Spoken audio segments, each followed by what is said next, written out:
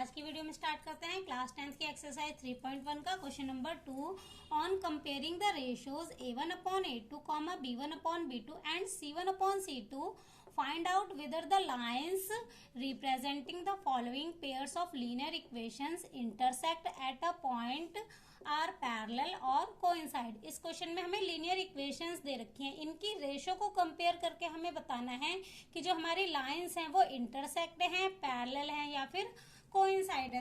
तो सबसे पहले समझ लेते हैं इंटरसेक्ट, पैरेलल और कोइंसाइड कब होती है। जब हमारे a1/a2 की रेशो इक्वल नहीं होती b1/b2 के, तो ग्राफ पे लाइंस क्या होती हैं, इंटरसेक्ट होती हैं और कंसिस्टेंट होती हैं। कंसिस्टेंट दैट मीन्स उनका कोई सोल्यूशन होता है। उसके बाद जब हमारी a1/a2 की रेशो इक्वल होगी b1/b2 के, इक्वल होगी c1/c2 के। जब हमारे तीनों ही इक्वल होंगे तो ग्राफ पे हमारी लाइन क्या होंगी, कोइंसाइड होंगी और कंसिस्टेंट। कंसिस्टेंट दैट मीन्स वहां पे भी उनका कोई सोल्यूशन होता है। उसके बाद हमारा जब a1/a2 इक्वल होगा b1/b2 के but not equal to c1/c2 के, पहला तो बराबर होगा बट c1/c2 बराबर नहीं होगा, तो लाइंस क्या होंगी हमारी, पैरेलल होंगी और इनकंसिस्टेंट। इनकंसिस्टेंट दैट मीन्स उनका कोई भी सोल्यूशन नहीं होता।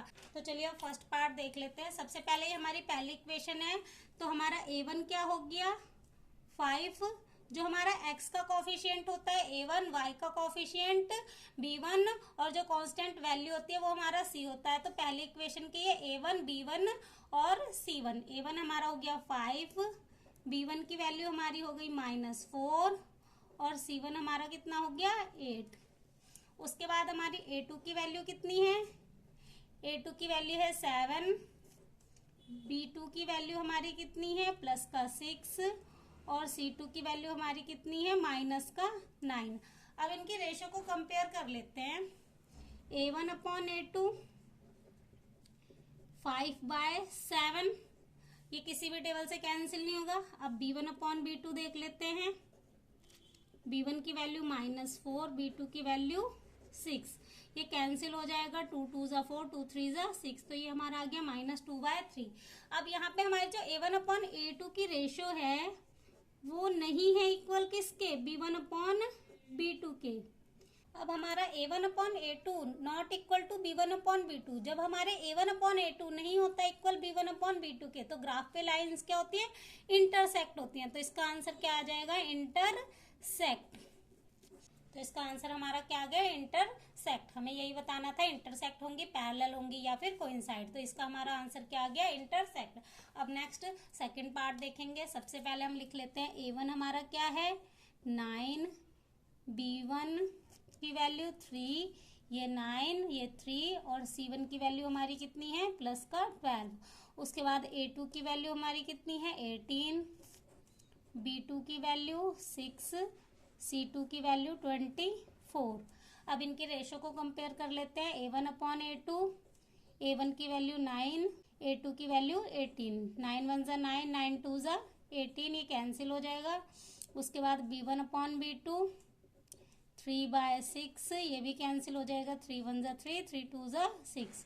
अब c1/c2, c1 की वैल्यू 12, c2 की वैल्यू 24, 12 1 ज़ा 12, 2 ज़ा। तो अब यहाँ पे हमारी तीनों ही रेशो क्या हो गई, इक्वल हो गई। a1/a2 इक्वल है b1/b2 इक्वल है c1/c2। जब हमारे तीनों इक्वल होते हैं तो हमारी लाइंस क्या होती हैं ग्राफ पे, यहाँ पे देख लेते हैं। जब हमारे तीनों इक्वल होते हैं तो हमारी लाइंस क्या होती हैं, कोइंसिडेंट। तो इसका हमारा आंसर क्या आ जाएगा, कोइंसिडेंट। कोइंसिडेंट,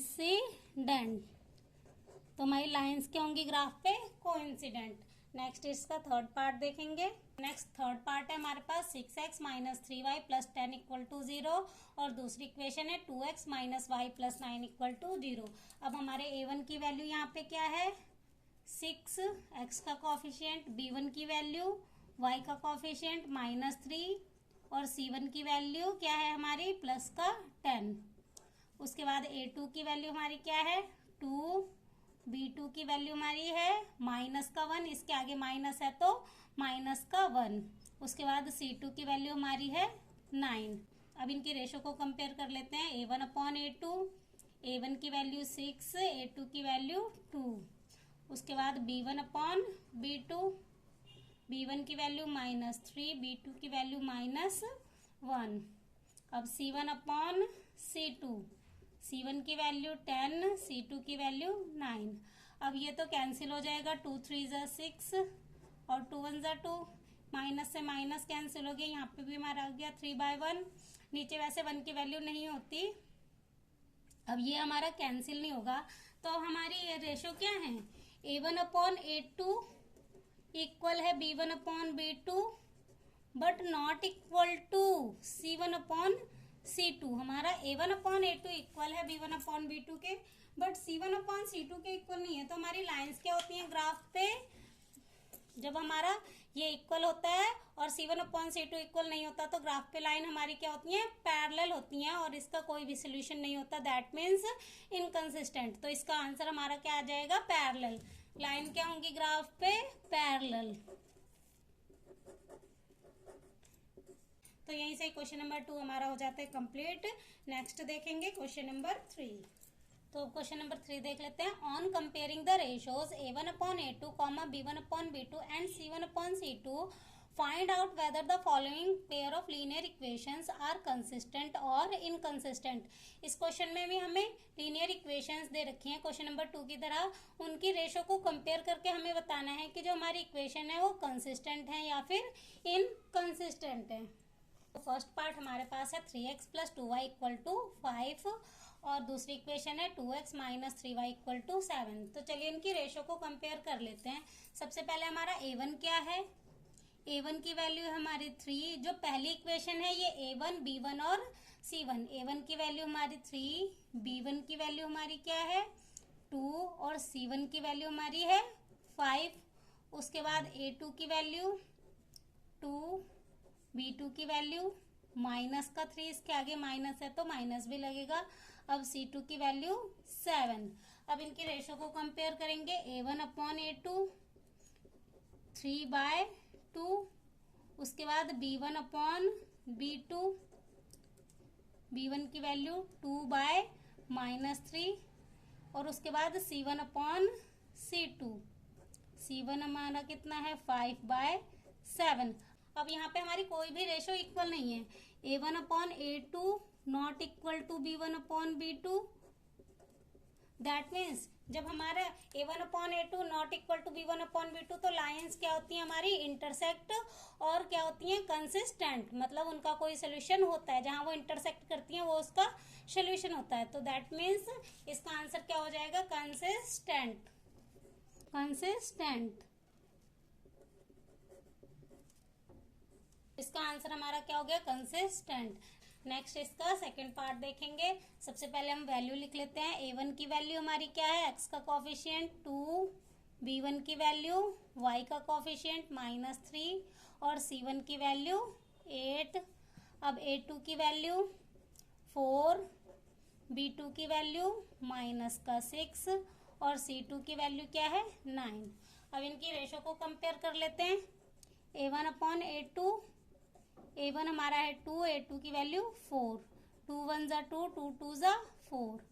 अब B1/B2, B1/B2, B1 की वैल्यू -3, B2 की वैल्यू -6, ये कैंसिल हो जाएगा, 3 1 ज़ा 3, 2 ज़ा। तो यहाँ पे हमारा A1/A2 इक्वल है B1/B2 के। अब C1/C2 देख लेते हैं। C1/C2 8/9। अब ये कैंसिल नहीं होगा। अब यहाँ पे हमारा A1/A2 इक्वल है B1/B2 के, but not equal to C1/C2 के। जब हमारा A1/A2 इक्वल होता है B1/B2 के, but not equal to C1/C2, तो हमारी लाइंस क्या होती हैं, पैरेलल होती हैं और इनकंसिस्टेंट, क्योंकि ये कहीं भी मीट नहीं होंगी ग्राफ पे। जब ये ग्राफ पे कहीं भी नहीं मिलेंगी तो क्या इनका कोई सोल्यूशन होगा, जब ये कहीं मिलेंगी ही नहीं तो इनका कोई सोल्यूशन नहीं होगा। तो इसका आंसर हमारा क्या हो जाएगा, इनकंसिस्टेंट। तो सेकंड पार्ट का हमारा आंसर क्या आ गया, इनकंसिस्टेंट। अब नेक्स्ट इसका थर्ड पार्ट देखेंगे। अब थर्ड पार्ट देख लेते हैं। सबसे पहले हमारी A1 की वैल्यू क्या है 3/2, B1 की वैल्यू 5/3 और C1 की वैल्यू क्या है 7। अब हम देख लेते हैं A2 क्या है। A2 की वैल्यू हमारे पास है 9, B2 की वैल्यू माइनस का 10 और C2 की वैल्यू हमारी क्या है 14। अब इनकी रेशो को कंपेयर कर लेंगे। तो सबसे पहले A1 अपॉन A2 की रेशो देख लेते हैं। A1 हमारा है 3/2 और A2 की वैल्यू हमारी क्या है 9। अब इसको सॉल्व कैसे करेंगे, ये वैल्यू यहाँ पे इसके नीचे कुछ भी नहीं है तो 1 लगा लेते हैं। अब जब इसको रेसिप्रोकल करेंगे तो जो हमारा डिवाइड में है वो मल्टीप्लाई में आ जाएगा और जो मल्टीप्लाई में डिवाइड में, दैट मीन्स इसको उल्टा कर देंगे, 1 ऊपर आ जाएगा और 9 नीचे। अब ये कैंसिल हो जाएगा, 3 1 जा 3, 3 जा, तो वैल्यू क्या आ जाएगी 1/3, 2 जा 6। अब B1 अपॉन B2, B1 की वैल्यू हमारी क्या है 5/3 और B2 की वैल्यू हमारी क्या है 10 माइनस का। अब इसे भी रेसिप्रोकल करेंगे तो ये इसके नीचे कुछ नहीं है 1, तो ये जो डिवाइड में है वो मल्टीप्लाई में और जो मल्टीप्लाई में है वो डिवाइड में, तो ये उल्टा हो जाएगा, 1 ऊपर माइनस 10 नीचे। अब ये कैंसिल हो जाएगा, 5 1 जा 5, 5 1 जा 5, 5 2 जा 10, तो यहाँ पे आ जाएगा 1/3, 2 जा माइनस का 6। अब हमारा यहीं पे ही आ गया कि A1 अपॉन A2 नहीं है इक्वल B1 अपॉन B2 के, बट अब हम C1 को भी निकाल लेते हैं। C1 अपॉन C2 7/14, तो 7 1 जा 7, 7 2 जा 14, तो हमारा रिजल्ट क्या आ गया A1 upon A2 not equal to B1 upon B2। जब हमारे ये इक्वल नहीं होते तो हमारा आंसर क्या हो जाएगा intersecting lines, that means solution होगा तो कंसिस्टेंट।